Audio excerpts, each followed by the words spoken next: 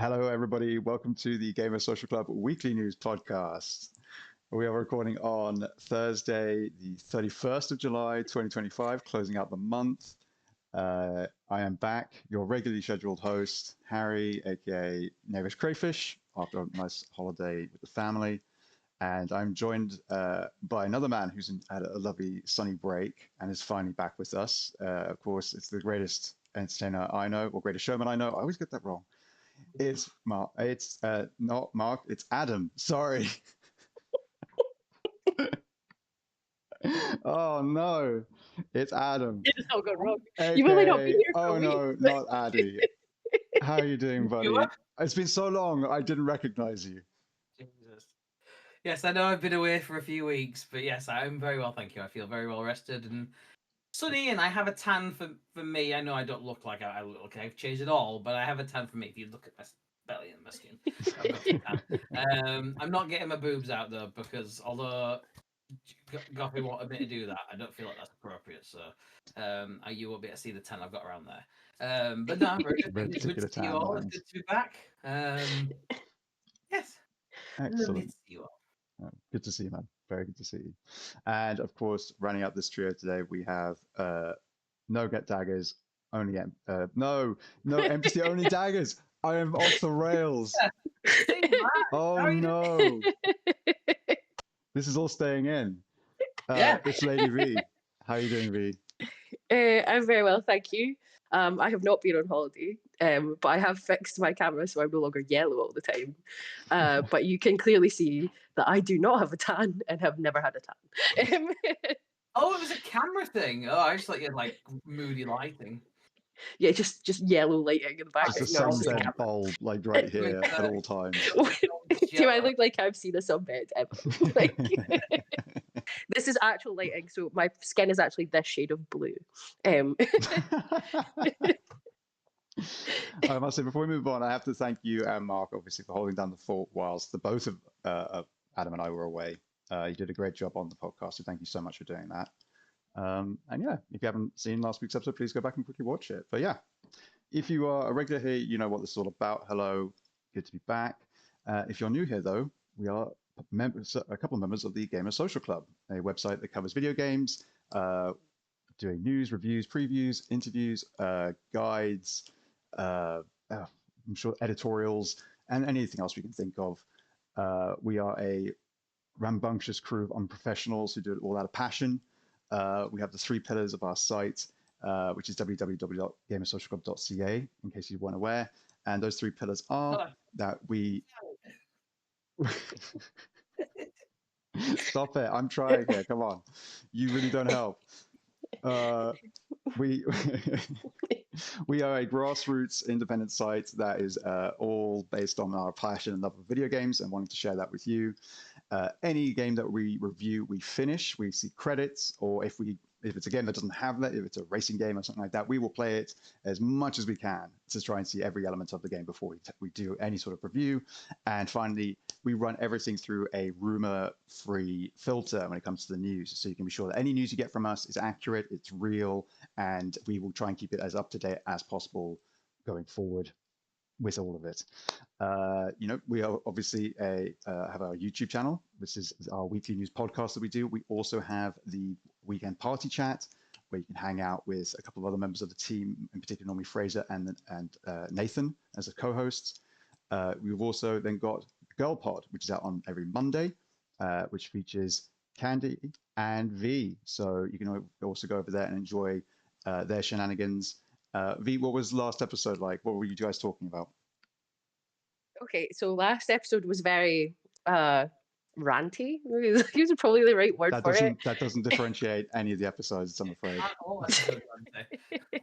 And this one was particularly ranty because we were talking about the reviews for Wu Chang Fallen Feathers and the fact that certain websites were giving it low scores because it was for the Gooners. And how that then Gooners sort of is tying into, and those sort of attitudes are tying into the removal of these sorts of games, like not safe for work games, but also LGBT plus games and stuff like that, games on Steam at the moment. So I went on a very long not too long actually, but a quite loud and very sweary rant. So if you'd like to see that, you can tune into last week's Girl Pod.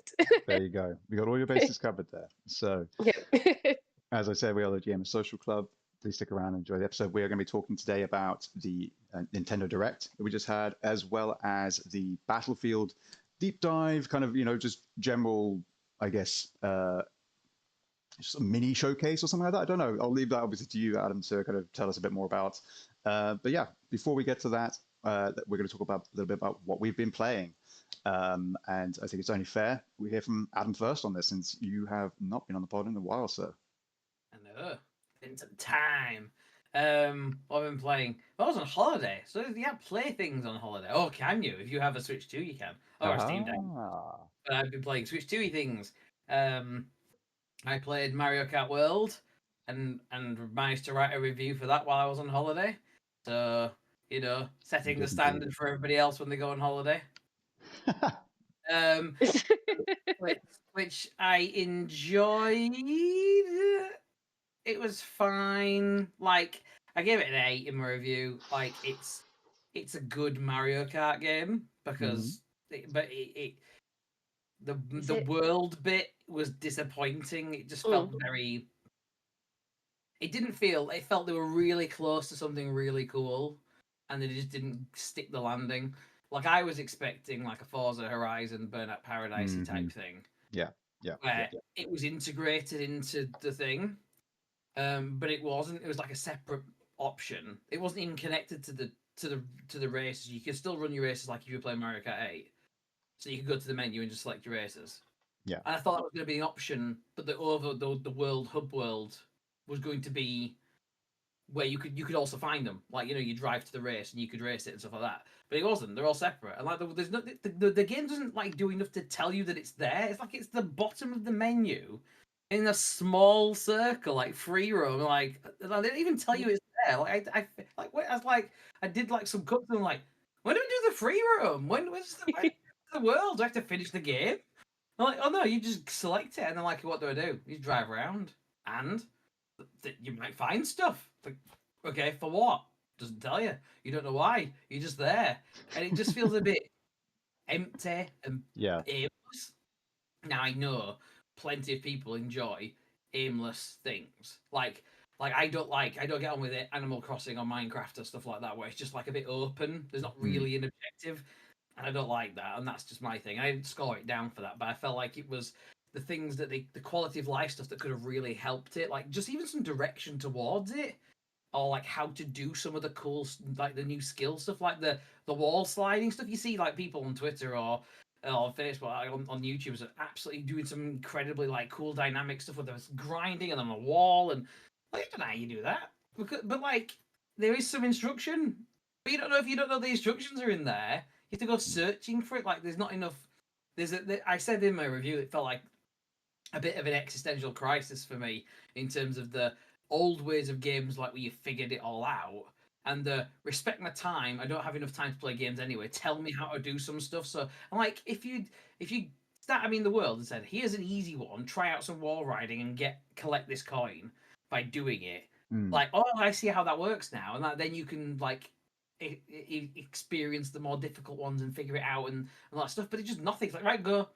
I'm like, well, I'm not going to spend loads of time in it because I don't want to. I've got games I haven't finished that are meant to be Game of the Year, and I haven't like Play Obscure and stuff like that. Every time I was driving around, I was like, yeah, but I could be working on another game now. Though I'm not gaining anything by playing this. What's the end game here? I collect all the coins and then what? Yeah. You might get a sticker that you can put on your. You might get a sticker, or I might get a golden poo. I don't fucking know. They don't tell me. Oh, okay, why? To what end? So I guess the bottom line is then with Mario Kart Tour is it worth the price tag? No, absolutely not. If you're paying 80 quid for it or whatever it is, fucking no. I said at the end, I bought it when it was bundled in, so it cost me 30 quid essentially. But if I'd have bought it outright at full price, absolutely not. Yeah. Like I don't like paying 50. I didn't like paying 50 quid for Mario Kart 8 because I don't play Mario Kart enough because it's when my friends come round. I have it because it's a good game to have when your friends come around. I am not picking up and sitting down spending 12 hours playing Mario Kart.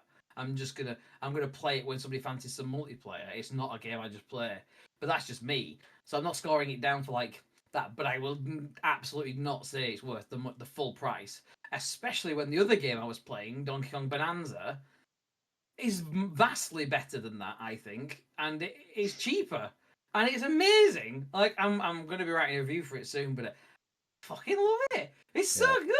Like just want to just Channeling. just shout Bonanza. It's just really fun. It just feels so well put together. It looks And brilliant, like yeah. that whole thing I was talking about with Mario Kart World with the lack of direction. Donkey Kong Bonanza just really nailed it. Like, you try this out, go here, do that. Here's a new skill you've got. This is how you try it out. Oh, there's a banana you can collect if you use the new skill you've just got. Like, it's really, but it feels like contained and like it feels like you can explore, but you don't feel aimless and lost because there's things you find, and the destruction stuff is really cool. It's the way it's just all of the serotonin. It's like the smashing of things. It's like, you know, when you collect the studs in Lego and you're smashing it all, and the studs are knocking out, and you're collecting them all, and it goes to that counter at the top, and you're like, with the dopamine hit. Oh, love it, love it, love it. Collect. Coins. It's like that. You're smashing the rocks. The sound of the rock sounds really good. Donkey Kong sounds ace, smashing it all up. And you collect things every so often. A chest appears in the middle of nowhere. You're wearing some cool bow tie and some shorts or whatever. And like, this is great. Because your bow tie gives you something that finds treasure chest more or some shit. And it's just like, it's really cool. And it's just like, it's very vibrant and varied. And it feels like lots of lore. Like they've really respected the franchise in terms of like I recognize like, well, I hadn't clocked it at first because like the first world you go to has got loads of other monkeys and stuff like that, little characters. But then you go deeper into the different layers of the planet's crust, and it's really weird to like fall down into like a really bright blue sky beach thing, and it's saying this is 300 like miles into the core of the planet, but whatever. Suspension of disbelief. But like you like spot characters, like some of them are ostriches, some of them are zebras, and like if you remember Donkey Kong Country, all the animals you rode were like the zebras and the ostrich and the rhino and like That's they nice. just like that, and you can like the sound, the music's great. Like you can chill in your like getaway place and you listen to the classic do do do do do do do.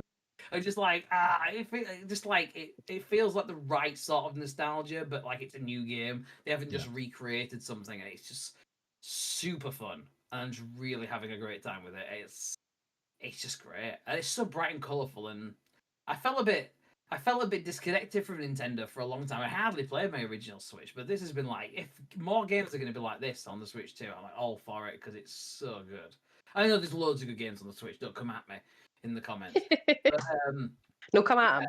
Do It's it. good for engagement. Like I felt like it reinvigorated my kind of love from like my old platforming days. I was playing a level earlier on, and it's like part of the world. It's just, but they keep throwing in new bits. And like, oh, this bit of the area is just bouncing.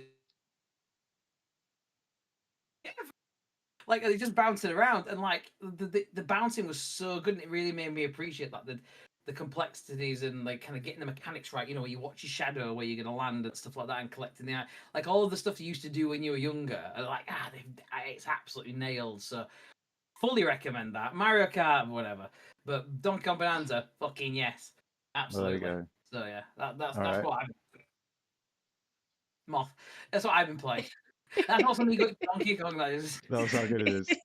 You had to smash You're something. on the wall, slap it. Like, You had to do it.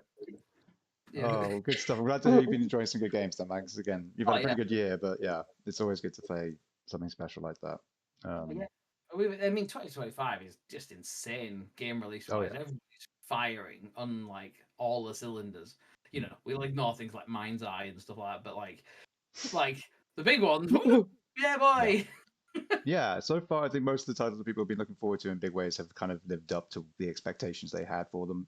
Maybe one or two have been different, both like above and below, because I don't think everyone maybe quite expected Expedition 33 to be the sort of game it was, to the quality it was. Maybe it was a hope, a dream, Yes. but I don't think anyone quite believed it would hit that high. But yeah, lots of great games. Yeah, just before we move on, again, just a real appreciation of like the respect to music that seems to be happening in games at the moment. Like I reviewed Symphonia at the start of the year or the end of last year, and I fucking loved it, and it was really good. Like music wise, I know Clair Obscure musically is excellent. I know that everyone's raving about Mario Kart World's music. I played it with the music down because I was like, listen to my music because Muse or Volbeat are better than collecting coins or some shit. But like Donkey Kong Bananza is like all about the music as well, like the power of singing and like really, it's like all about it. And the music's great as well, like I said. But like, yeah, just love it, love the vibes. Shouts of Midnight, another one, all about the music.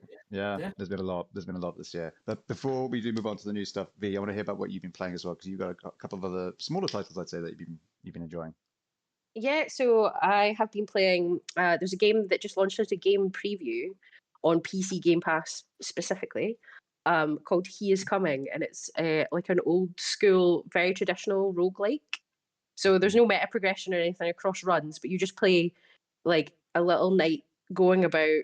The first level is a forest, and every time you move, like the timer ticks down closer to when you're going to fight the boss. So you have to like run around and open treasure chests to upgrade your gear and make like a little build so that you can hopefully defeat the boss at the end of like the 3-day span. And then there's like I think there's 3 different bosses, and then you get to the end boss. But it's just super fun. Like I don't know if anyone, if either of the two of you ever played Loop Hero. Yes. Yeah. Really It's like that exact same like itch. There's like just something about it that's just so highly addictive because it's like an idle battler. So when you get into combat, you don't click any attacks or anything like that. So you just set up your gear. Each bit of gear has a certain like thing that it can do. So either ups your stats, or it can like trigger at the battle start, or it can trigger when you get wounded or something like that. But also they like trigger in order, so you can really micromanage it and like move your stuff around to try and make really broken builds. But then sometimes you just have a really shit run and you're just trying to scramble together what you can get in order to get past the boss. But yeah, it's that same very like 8-bit style with the sort of chiptune music and stuff like that, and it's just super addictive. I had to switch it off actually. I was like, I had another game that I have to play for review, which I will talk about in a second. And I was like, oh my god, I need to switch this off because I'm never going to get around to actually playing anything else. I'll put hundreds of hours into this. But it also has a really fun mode called Kingmaker, which is like asymmetric multiplayer. So every time you beat a boss, your build gets stored in like the server. And then when you go in the Kingmaker mode, instead of counting down the timer to a boss at the end, it's like you fighting someone else's build. So you can like see it, and then you're like, oh right, okay, they're trying to do this. They're doing like a freeze build or something like that. So I'm going to try and get as much like damage build up that I can, so that when they half my damage, I'm still doing loads to them. Or like I found someone, I can't remember their name, but to the person that essentially made their build that you just regen all of your health at the end of every turn. Well fucking done. What an amazingly optimized build that you managed to come up with in a purely RNG based game. The fact that it took like however long for it to actually the battle to end and for me to lose was a little bit frustrating. However, well done, sir. Like masterfully played. Like but yeah, it's just super fun. Yeah, it's super fun. I'd really highly recommend people try it out if they like roguelikes, but they want something a little bit different, because it is a proper roguelike.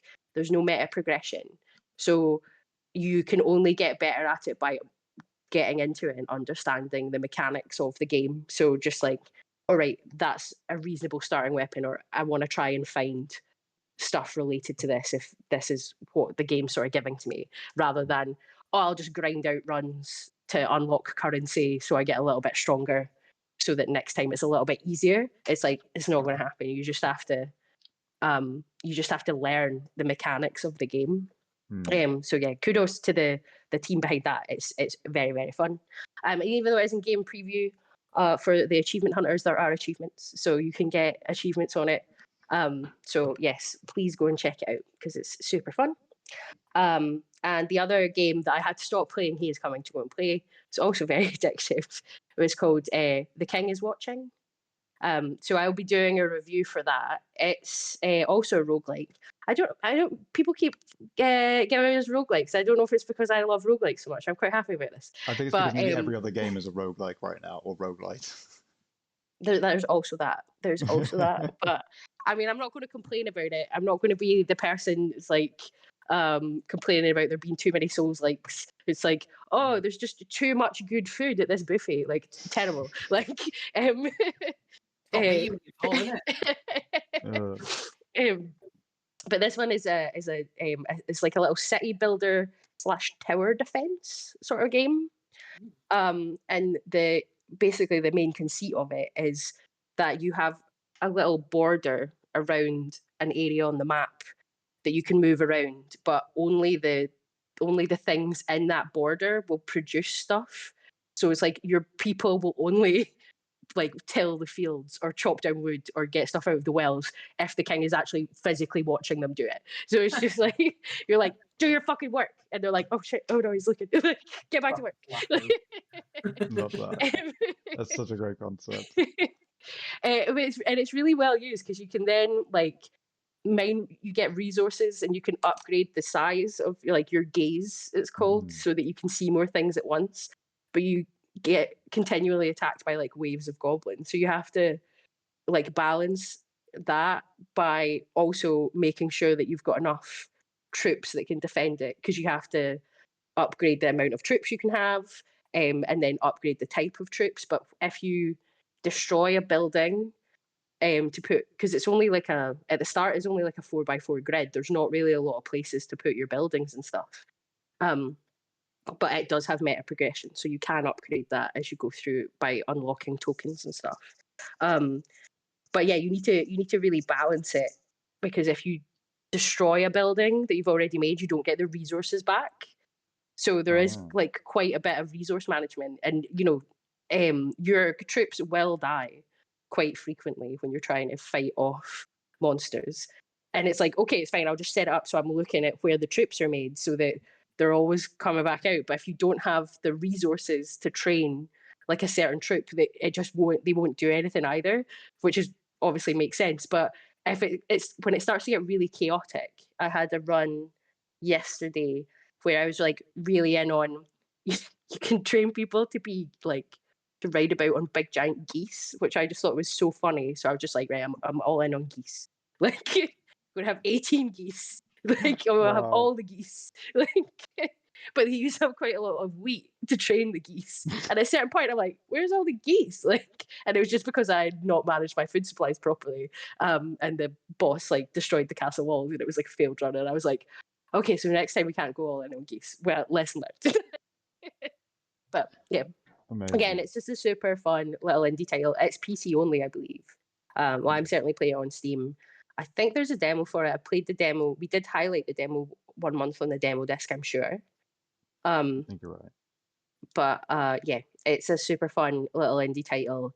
And unlike some things where they maybe add roguelite in for just so they can, there's no real reason to it.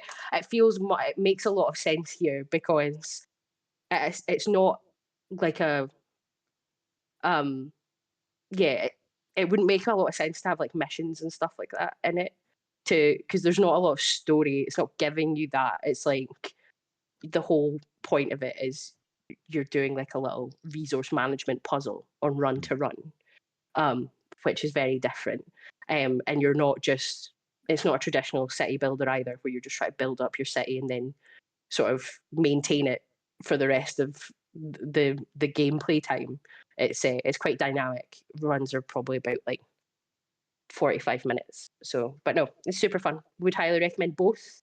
If you're looking for something a little bit different to play, because I would say that they're both pretty unique in the sort of grand scheme of games that are releasing currently. So yes, would highly recommend. Brilliant. Very nice variety there from both of you. And I've just started playing Grounded 2. That's the game I will talk about very briefly, because I've only spent an hour or so in it. But it's lovely to get back into playing the Grounded series now. It's a series with 2. I was a big fan of the first game, played it a lot. It must be at least over 100 hours or so with a couple of different groups of friends, as well as my son. And my two kids saw the main screen for the game just before going to bed, and they were both very giddy at the idea of playing it. So I look forward to trying to play it through play with them as well. It's great fun. It's more of the same, but improved in so many ways. Chiefly, they've done a lot of kind of quality of life changes to a lot of the original mechanics from the game. So one that sticks out to me immediately was the fact that you are equipped. There's the brilliant setup obviously to the game of you being shrunk down again. It's the same teenager quartet from the first game. 2 years later, same things happened again in the local park, where there was a sort of a commemorative celebration of the events of the first game happening, and they were there obviously as part of that and got shrunk again. But in the first game, you had to craft a whole bunch of tools to do different things, chopping down blades of grass, breaking up lumps of clay with a hammer, using a shovel to dig up grubs and things like that. Which kind of meant that you always had like half a dozen or so different tools on you to do lots of different, but only one specific thing. This time around, they've just given you this funky, futuristic-looking Omni tool, which is on your arm, and that can just do all the different things from the beginning. So you don't have to worry about making all these different bits of gear, then swapping between them all the time in order to then do the one thing that it does. You can just approach anything and just hold down X, and we'll just start doing the required action, which is great. So it's really cool stuff like that, and it doesn't detract from the idea of like, oh, is it too streamlined? Is there not enough crafting? So no, there's loads of crafting still. Lots of new armor types, lots of new stats tied to those armor types. They've, there's more, different things to build.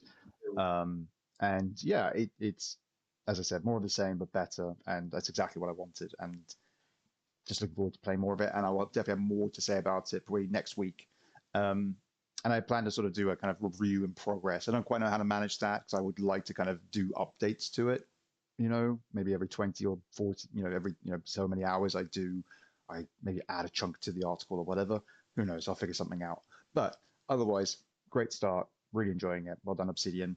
Another banger from them this year, with the Outer Worlds 2 obviously still on its way. So we'll see. But yeah, that has been what we've been playing. We are now going to get into the news, of which we are talking about either the Battlefield or both. Sorry, we are going to talk about both Battlefield 6. Is that correct? I'm not a big Battlefield guy myself personally, so I've never really followed the series that much. And then with all the introductions of different ones like Hardline or something was it called, and things like that, it's kind of gone to be a little bit different. And then we're also going to talk about the Nintendo Direct, which was sort of focused on the sort of third-party partners. Your usual suspects were there. I think one or two omissions that people may have wondered why, like possibly like what was going on, like why was there not more? Because if I predicted that we'd see more Duskbloods there, but I don't think that was present. No, it wasn't. Yeah, I think we're probably a bit too far out from it, and potentially they want to focus a lot of the marketing still around Night Rain. Yeah, quite possibly. I mean, it's one I because I think it had such a big impression last time. It's now going to be what I feel quite a few people are going to be looking forward to seeing more at whatever next showcase there is.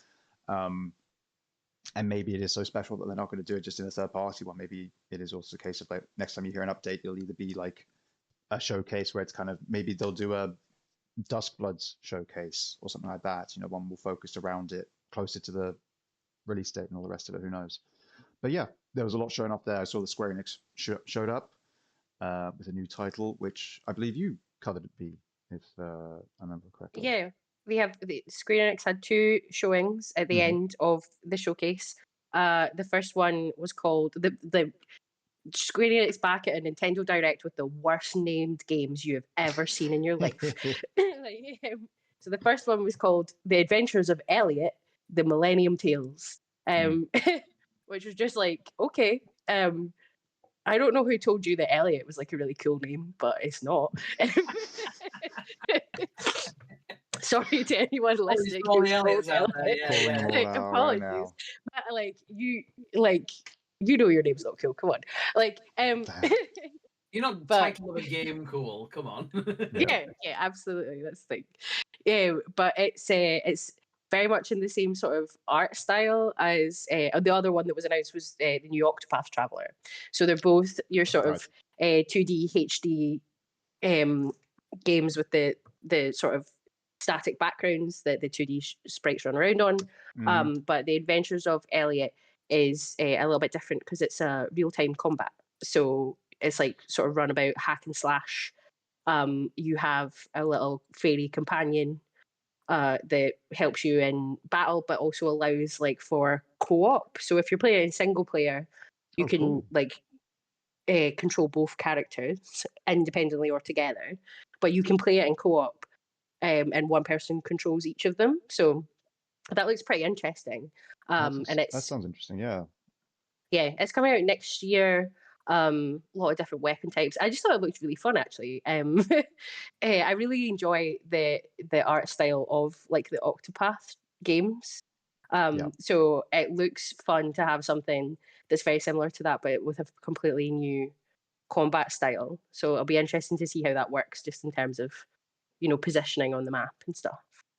And then the other one was obviously there is a new Octopath Traveler coming out, which is a prequel. So it's set in the past. It's Octopath Traveler 0, and it's coming out at the tail end of this year, which I'm sure most Octopath Traveler fans will be quite excited about. I believe it is releasing this time for the first time for an Octopath Traveler game across all platforms simultaneously. Because the first one came out on Nintendo and Xbox, and then the second one came out on Nintendo and PlayStation. But this one is all platforms. It looks really fun. From some of the bits of the release trailer, it looks like you might have a chance to select characters from the first and second games and stuff as well. So I'm not entirely sure what they're doing with it, but the Octopath Traveler games are really fun. So yeah, those are my two highlights. They had quite a lot of other, but they had a lot of other things. I know Nathan's looking forward to Shinobi Art of Vengeance, which announced that it's getting a demo. Also, I think that went live. I know that you're excited for Chronos: The New Dawn. It had a new trailer and its release date was announced. Absolutely. Well, yes. I mean, they announced the release date. Whether or not that was planned for that, I don't know. Feels like it may have been, but like it got leaked at least briefly beforehand via the achievement list. Right.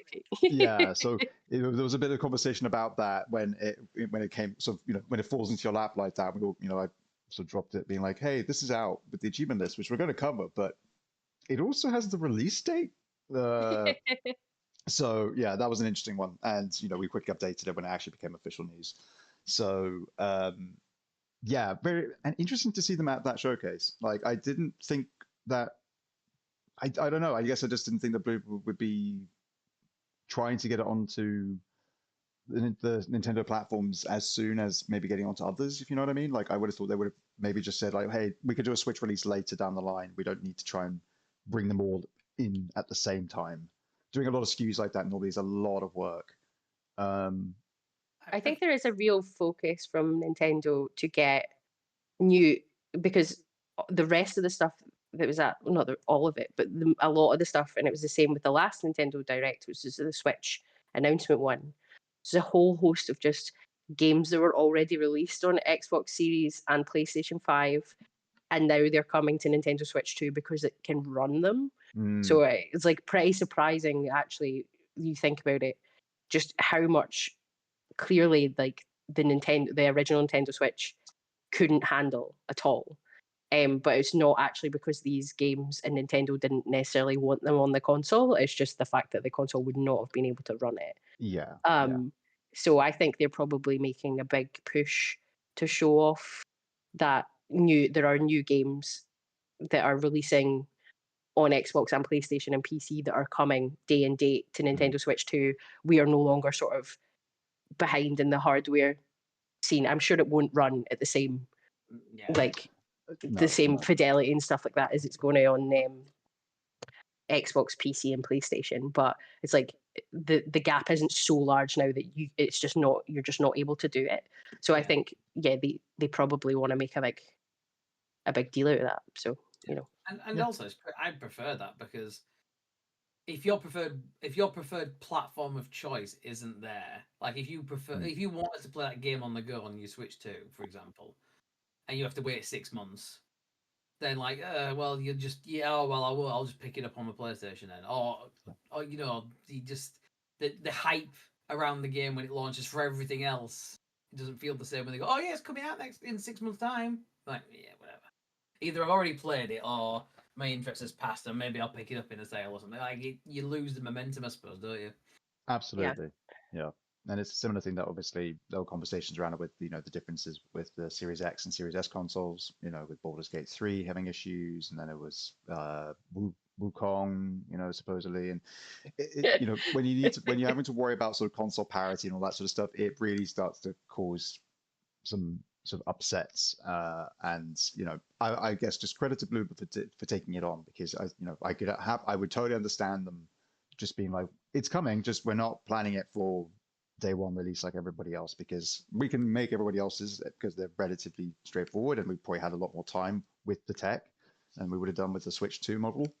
They may have not even had one. I mean, well, you can assume, having got Kronos on there, that they did get sent one. But again, there was a lot of talk about the sort of scarcity of dev kits for the Switch 2. So yeah, it'll be interesting to see how it goes, though. I probably won't be playing it on there, but good for people who want to. Get spooky. But yeah, again, there was a pretty good turnout. Again, you have another entry into the Monster Hunter Stories series, which I know is incredibly popular.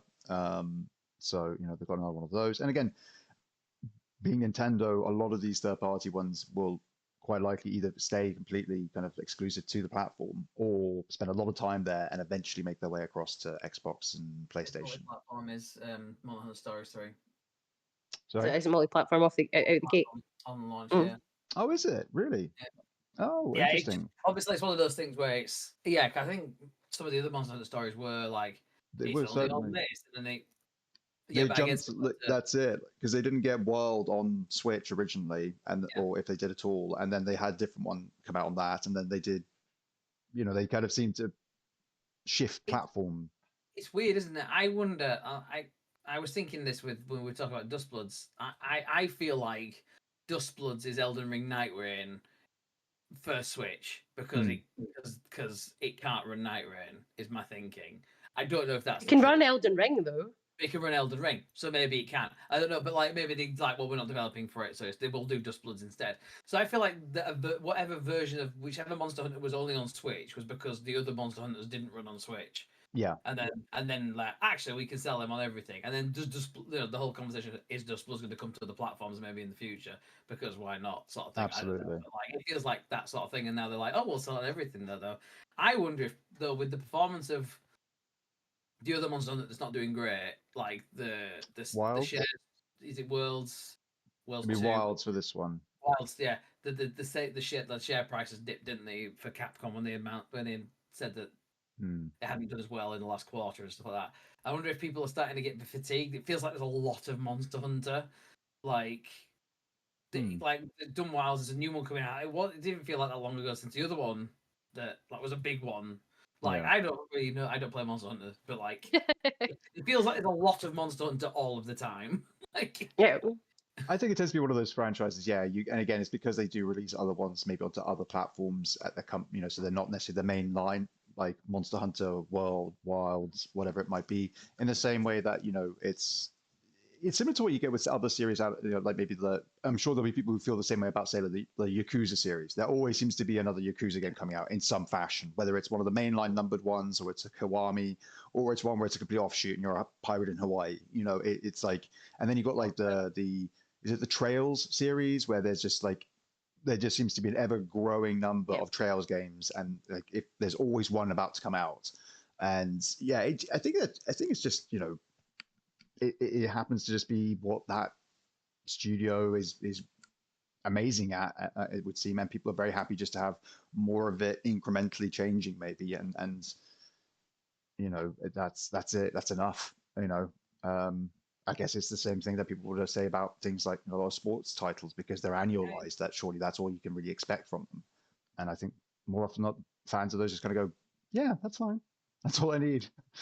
It feels Yeah. easier to do a new sports title, right? Like update the names on the shirts, throw in the gimmick, here's some new shiny stickers for your collection or whatever, and then release it. Like in terms of making those games, like another Monster Hunter. Like I don't know how different they are from one another, so I don't know what work goes into making them. But like if you're creating worlds, wild stories, all that sort of stuff, surely those games you have to give something.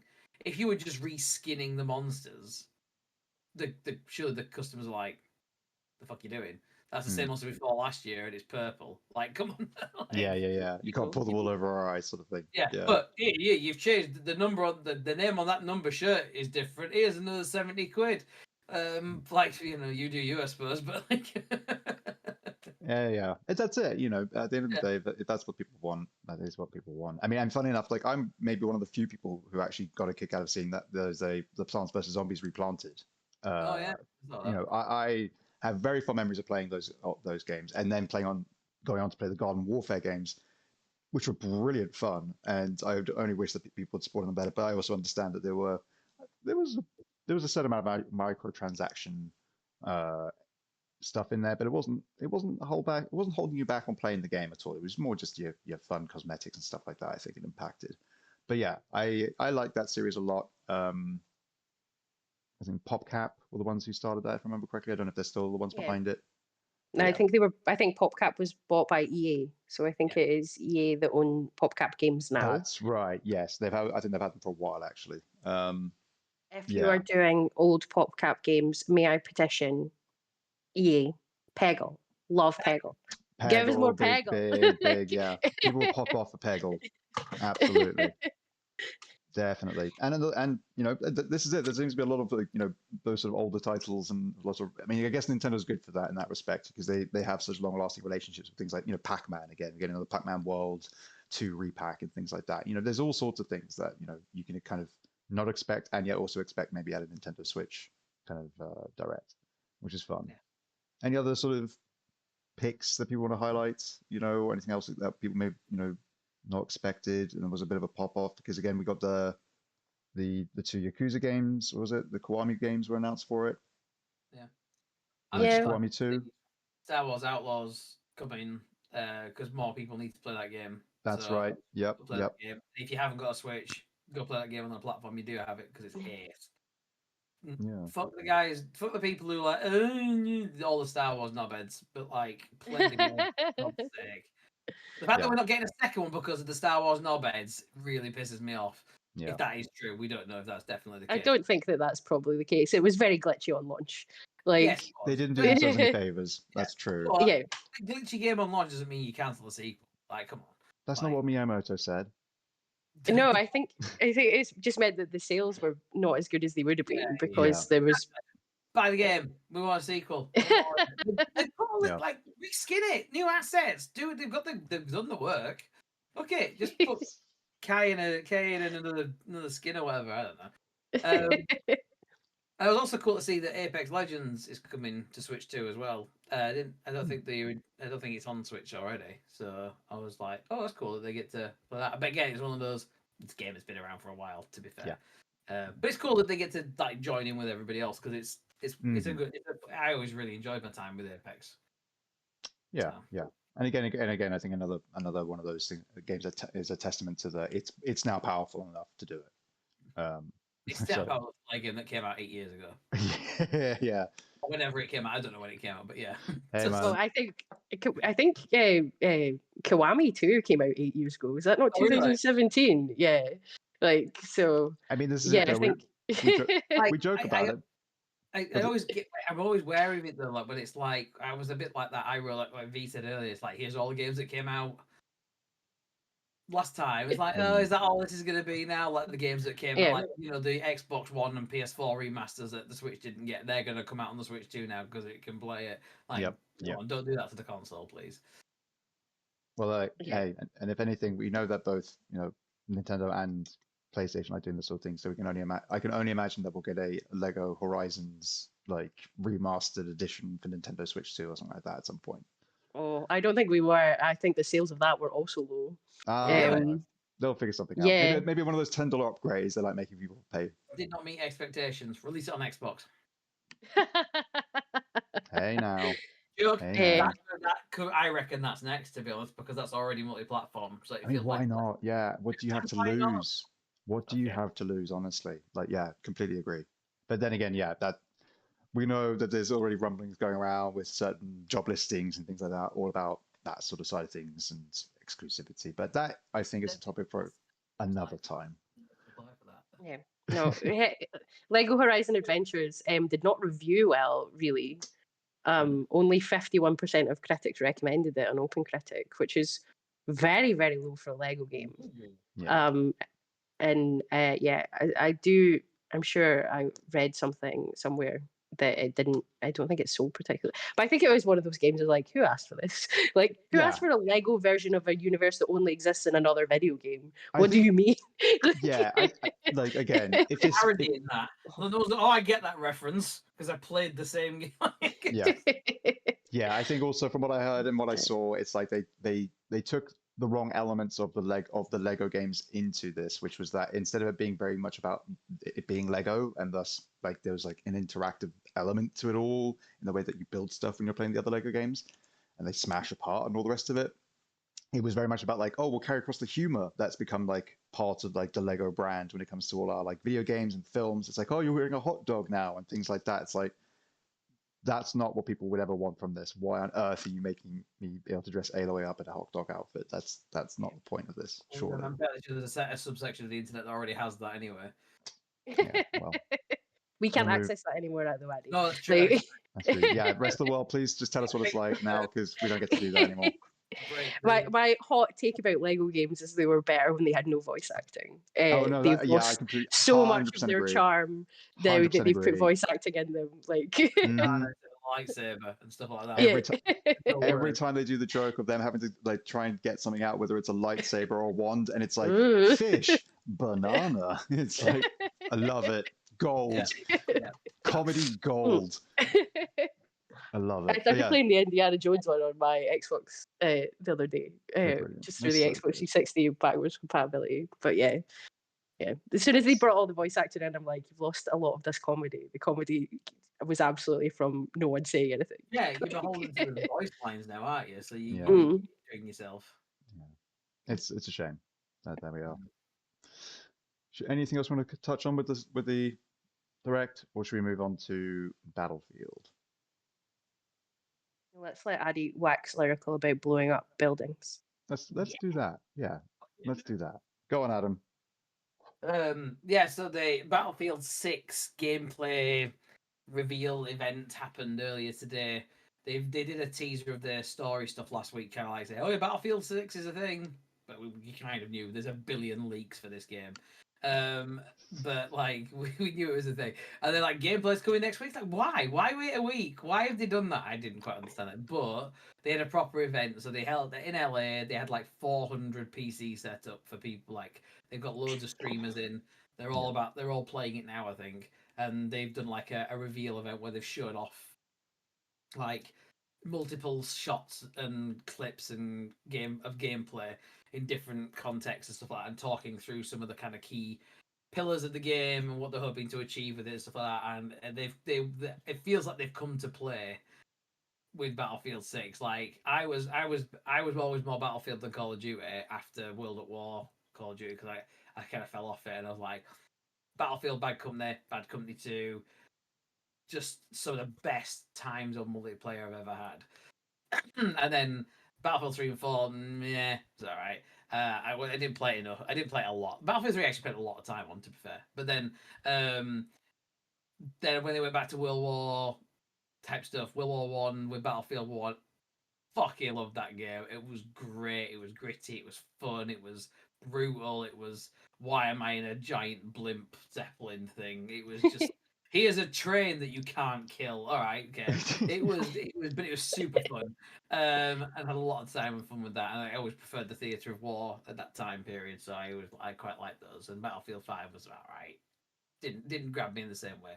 And then I didn't bother with 2042. It just felt a bit mishmashed. It had the right kind of ethos to start with when they did the whole battlefield moment thing, and they recreated that kind of classic where he jumps out of the plane. Is it into plane to the helicopter, or like whatever else? And they use that one when they recreated it in game. Like that is cool. Like they you know what they're looking for, and then it didn't seem to kind of land with the community in the same way. I think people still play it, and I'll probably go back to it and have a go. But I haven't really given it the time. But I feel it was didn't launch great. And then they spent a lot of time trying to fix it. So I feel like Yeah, Battlefield I think it was buggy. Again. like, again for a change. But like I feel like Battlefield's it's been playing second fiddle, been catch up for the last couple of iterations. It hasn't really felt the same, and I felt dropped off with it a little bit. And I was like, come on guys, you got this. So I was a bit trepidatious when I watched it, and I watched it wasn't overly long, so if you've got some time, I'll probably hopefully do a write-up for it the next day or two. But it was really cool. It felt very exciting. They got the lead of the studio. They got Vincent Pellerin from Respawn. They were talking about they're always very excited, aren't they? Take it all with a pinch of salt. But they had all these people in a room, and then like screens all the way around them, and then like every time somebody was on stage, they had like a plane come in or a building collapse or something blow up, and everyone whooped and cheered, and it was pretty cool. Then they jump into some gameplay stuff, but it feels like because they've been doing this Battlefield Labs thing, where basically it's like a closed play test, but it's like community engagement, but like helping them. They are helping design the game, which is really fucking cool. Like, because I mean, I work outside of gaming and stuff. I work in patient and public engagement, so it's like work with people to design services, healthcare services, to make sure that they work for the people who use them. And like that's what they're doing with gamers. Like we always talk about like, do gamers know what they want? Like, we'll bring them in on it. Like, get them to play it. Tell them what feels good. Like, we're designing the game we want to play, we want to make, but we want to make sure that people want to play it, and you will tell us if it feels right, and that's the right way to go about it, because they can still make the game that they want, but rather than being like, oh, I don't like that guy, like none of that. It's like, oh yeah, this gun feels great, or like the movement feels good, and all that sort of stuff. And that it's about what can you influence that feels fair to influence, than saying that character's wearing a blue hat and I don't like blue hats. Blue hats are racist, or whatever. Do you know what I mean? Like the nonsense that people come out with. So it felt like the Battlefield has been like shaping and forming the multiplayer element and all that sort of stuff, and they've been using that for quite a while, and like it was really cool that like that's been informing the multiplayer. They mentioned this thing around kinesic movement, or like it's around this kinesiology. I think is about the study of movement, like how you move and all that sort of stuff, and they've really kind of gone into that in terms of the combat and all that sort of stuff. They brought listening to the players who said like we want class systems back and all that sort of stuff. So they brought back the 4 classic classes. So you know you've got your action, your support, your engineer, and your recon. They're all back. I can't remember when they went, but they're back. Maybe it was the last game. I don't know.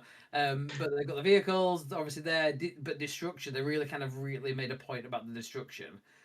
And in the video, all the clips that they showed, it was really kind of impressive destruction. Like, you know, like one of my favorite things of Battlefield destruction stuff was Battlefield Bad Company 2, because if you damaged a building enough, the building would collapse.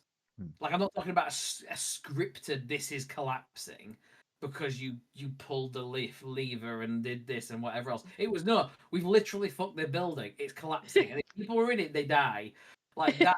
That's the destruction I want. And it went away in Battlefield 3. It was like after that, you couldn't get it. Then Levolution came in Battlefield 4. It was like, you got to the top of the skyscraper. Now we'll change the whole map because we've scripted this destruction. Like I don't want scripted destruction. I want to fuck up stuff if it works. I remember hiding in a building from a guy who was fucking ace in a helicopter. just flying around, absolutely tormenting us. We kept popping out, and he kept just murdering us. And I'm like, and then he collapsed the building on us, and he really had to change how we played. And that's the sort of gameplay I want, and it feels more dynamic like that now from the clips that they've shown.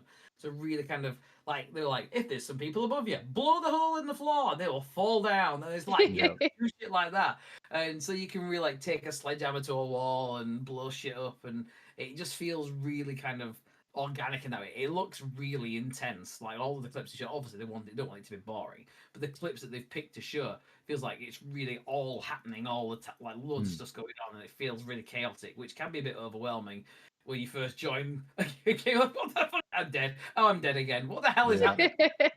But they like once you get into grips of it, so it just feels really fun, and they've got all of the they've simplified. They've said that they know they simplified some of the controls. I always struggle with fighter jets. I can never fucking fly them.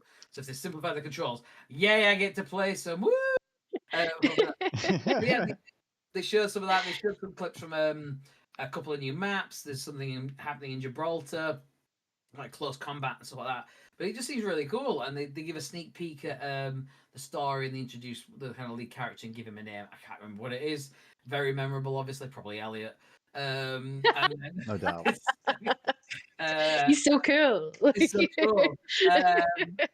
But it's set in the whole kind of theatre is set in like 2027, and basically the idea is that like loads of European countries have left NATO, and there's like a power vacuum, and it's destabilized the global order, and they're trying to fight for who's now what's the new world order sort of thing, and they hire this private army to try and start setting the thing, and they're the enemy and stuff like that. It's like America and its remaining hours. It almost feels like they've just taken real life and flipped who's doing what, or what is about to do, or whatever else. Yeah, It's kind of like, because it's always America's the hero, isn't it, in these sorts of games?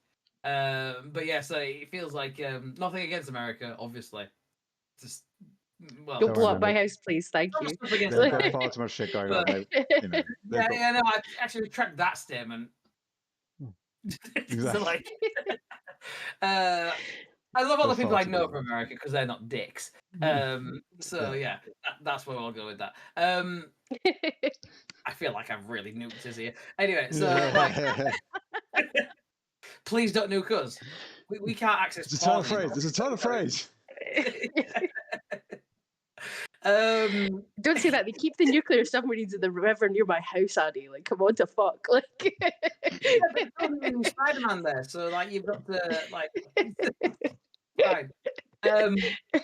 No, they were really excited. It was very cool. They've announced that there's a beta coming, an open beta. So if you applied for Play Labs and didn't get in because everybody wanted to be in Play Labs, you'll get early access from the 7th and 8th of August. And then they're giving access for the rest of the weekend, the 9th and the 10th, and then the following weekend as well. And then they've announced that it's going to release on the 10th of October. 10-10. 10-10, 10-10, 10-10. So, because I love hearing the den Battlefield music. So it feels like they've gone all in on it. It feels very, they're really here, they're really up for it sort of thing. So I'm excited. Hopefully they pull it off. Because there's like 4 studios working on it. And, you know, there's always a risk of too many cooks. And one of them is doing a battle royale for Battlefield. I think it's Riptide or something like that. That studio, they did a little teaser for there's a tank and a helicopter and people running, and then the flame fire stuff is coming behind them. But it sounds like they're testing it in Battlefield Labs at the moment, so it sounds like a battle royale's coming as well. So yeah, there was a lot of information. I'm very excited for it, actually. I've not been excited for Battlefield for a while, so that's very cool. Like it definitely sounds like they're coming out sort of all guns blazing, as it were. And Yes. like you talking about the sort of lab stuff, like it kind of reminds me of obviously like the idea of games going to early access, basically to give people that opportunity to play it and then give feedback. So the sort of stuff obviously that happened with Baldur's Gate 3, but then also both Grounded and Grounded 2. Obsidian have done it with both games, and they said, you know, they commented on the fact that it worked so well for them the first time around doing it. And I think, you know, Larian had probably done the same thing, talking about how important it was to get all that feedback from fans and why it may have taken them 3 or so years for it to finally come into like a 1.0 state. But by doing so, you know, you would have made some of your money because people have paid in to start playing the game in early access, kind of putting it up front with the hopes that obviously the game will come to fruition in the end, which thankfully in those sort of situations it has done. You know, proof in the pudding with Grounded 2 at least, or with the Grounded series, because the Steam concurrent numbers for Grounded 2 were blasted past Grounded 1's all-time peak within the first 24 hours of the game releasing. So clearly people were sort of ready and excited for the sequel, the follow-up, even though it was only announced a couple of months ago, and it's already doing well based on the way they've handled things. And it sounds like EA want to do something similar then with Battlefield, where they're just like, yeah, we want to get people involved. We don't want people to we don't want to just sort of put it out there and then have to start just like patching and trying to catch up. Instead, we'd rather put ourselves in a position where we're kind of more in control of what's happening and the narrative of like how the game releases and what sort of state it's in and all that sort of stuff. I don't see how, if they fuck this one, I don't see how we see Battlefield again for a while, to be honest. Yeah. I just feel like I don't see how, from like, the whole conversation around the cost and time and resource in developing a game, and does it pay the the bills, and are the shareholders happy and all that nonsense, but will they accept a game that again doesn't do as well as they're expecting in that series, or did they just put it on ice for a bit and then bring it back in a blaze of glory in 10 years or 5 years or whatever? Yeah, I think the only concern around that is, are their expectations reasonable? Because there is a quote floating around from Andrew Wilson, CEO of EA, who, we all know how I feel about him. You've definitely not split him to setting on fire. I've definitely not, because you cut that out of that episode, and you're going to have to cut this bit out again. Like, unless we really like it at a point where we can't cut it, but then you have to keep it in. You have to keep it in. No, you can keep it in. But is there quotes about him talking about he thinks it's going to hit like 100 million players? Like really close after. Yeah, and it like you gotta hope that this is just misquotation or something like that. But yeah, it's. I know Mark's really excited about it. We spoke about it last week. I thought the multiplayer trailer today looked great. Absolutely fantastic use of Limp Bizkit also. Yes, break stuff as he's smashing the wall. Break your fucking face. Like, yes, give me something to break. Absolutely brilliant. Yes. Players. That's insane. Yeah, but so I think hopefully that's just misquoted and it's just been ran with. I know we didn't report on it because obviously it is not a confirmed statement as far as I'm aware. Yeah.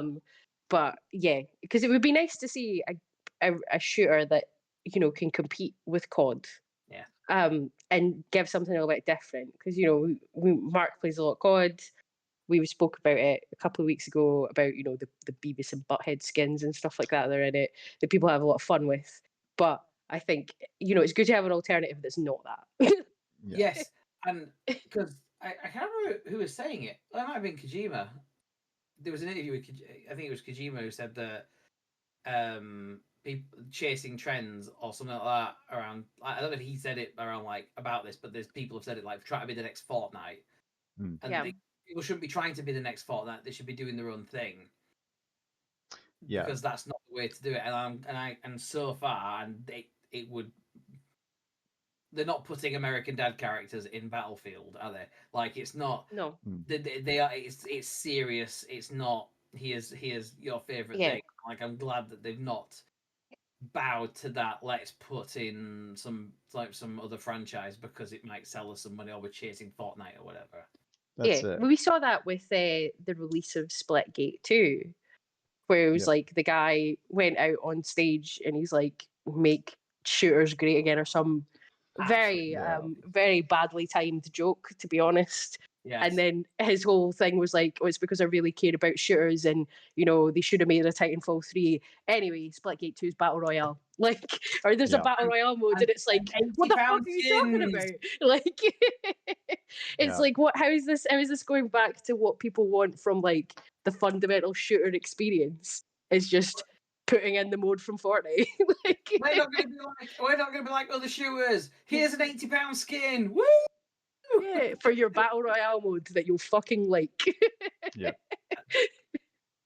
And here I Put am. him in the trash. Put him in the trash CEO pile as well. Put him on the fire. Fuck's sake! Like, warm your hands by it. Yeah. And here I am, just sitting patiently waiting for another Time Splitters game to eventually come along, because damn it all, if those games don't deserve to come back. They absolutely do. Yeah. Absolutely. But there we are. So that'll be all the news from us today. We always like to finish off with what we're looking forward to. What I'm looking forward to is playing a bit more Grounded. Grounded 2, that is, of course. It is only just out, and I've only dug just below the surface. I have plenty more to get into. But then the other game I'm looking forward to, funny enough, it's a trend. It's another game where you're a small person running around out in a sort of outdoor environment called Misk: A Tiny Tale, where you are a sort of a duo buddy of robots who are trying to kind of tidy up after this sort of mysterious explosion, chucked trash and golden cogs everywhere.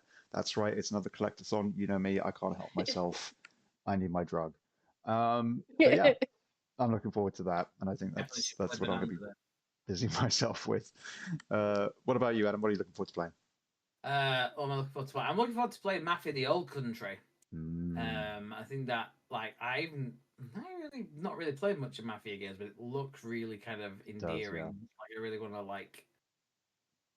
play it and see the story and shoot some gangsters in the face, because my next show is Guys and Dolls, and it's all like gangsters playing and stuff like that. So I feel like it feels very on theme. It's homework, isn't it? Really, isn't it? It's just Okay. getting into character. Yeah, so look forward to that for definite. Fantastic. V, what are you looking forward to? I'm looking forward to playing. I have played a little bit of Donkey Kong Bananza, and I'm looking forward to playing more of that. Especially now after you set him off. but after Addy's glowing review of it, well, verbal review on the news, and I'm sure it will be equally as glowing when the written review comes through. And I'm also looking forward to, if I can ever get time to get round to it, Ninja Gaiden Ragebound, which I think came out yesterday. Yes. Well, yesterday for us, but because it's now we have now rolled over into the 1st of August while recording the pod. But yeah. So I'm looking forward to, because I like 2D platformers, 2D provision platformers, sort of my bag. I like a lot of that, and it's obviously made by the guys that make Blasphemous, which I thoroughly enjoyed, despite the fact I was terrible at it. So yeah, I'm looking forward to being terrible at Ninja Gaiden Ragebound. Good stuff. Excellent. Well, everyone's getting something that they enjoy, which is wonderful. And yeah, I think that'll be us then. So yeah, thank you for sticking around to the end of this. If you have done, really appreciate you watching the episode with us. We of course will have everything that we've covered. Oh, it's fine. We will have everything that we've covered below in the description, alongside all of our socials. And of course, you can find the Gamer Social Club on all of the social media channels as well. We are at gamer_s_c on Twitter/X. And on Threads and Blue Sky, we are at Gamer Social Club. So please follow us along there. We try to post up all of our articles from the website on our socials. But of course, if you want to get all of our written material, which is what we do predominantly here at Gamer Social Club, please head over to the website, which is www.gamersocialclub.ca. Yeah, if you enjoyed today's episode, please leave a like. If you have any feedback for us, any comments, anything you want to share with us, please drop it in the comment section below. And if you want to enjoy more of this sort of content, as well as the other podcasts we do, please consider subscribing to the channel. I believe that's normally all of the rigmarole. We're constantly trying things out here, trying to get the right sort of flow of the episode. So, again, please do give us your feedback as far as what you would like to maybe hear or see from us in future. Is this the right sort of way that the content should be structured? Do we get to things quick enough? Do we talk about things for the right amount of time? We want to hear from you, so please do let us know. But otherwise, yeah, it's great to be back. It's been feels like it's been a lot longer than it is. It was only about a week, but it feels good to be back on the site. Really amazing things are happening with us right now. We've hit some other big milestones, which is brilliant. We're constantly growing, going from strength to strength, and some brilliant internal news for us as far as a team. So we're all buzzing away here, which is great. And thank you to you two for joining me today on this episode. Always good to have you here. Hopefully we'll have a full quartet next week. Yes, you, Adam. It's been a pleasure. Yeah, no, it's been great. Yeah, Addy and I hopefully we'll be talking about what we're getting up to, not this weekend, but next weekend on the podcast next week. So that'll be fun. Absolutely, that's a tease there for you. We've got some big things happening, big things coming up. So yeah, Yep. if you want to be around for next episode and probably the Only following small amounts of them involve stalking. Like, one. Maybe we'll hear a little bit more about it on the Girl Pod, hey? Who knows? yeah. Hey, you're going to have to check all the pods now. You have to get all the goss. But there we go. Yeah. So thank you for joining me today. And of course, thank you to you for watching and listening. Take care of yourselves. Take care of each other. Play some great games. And we will see you next time. Bye-bye.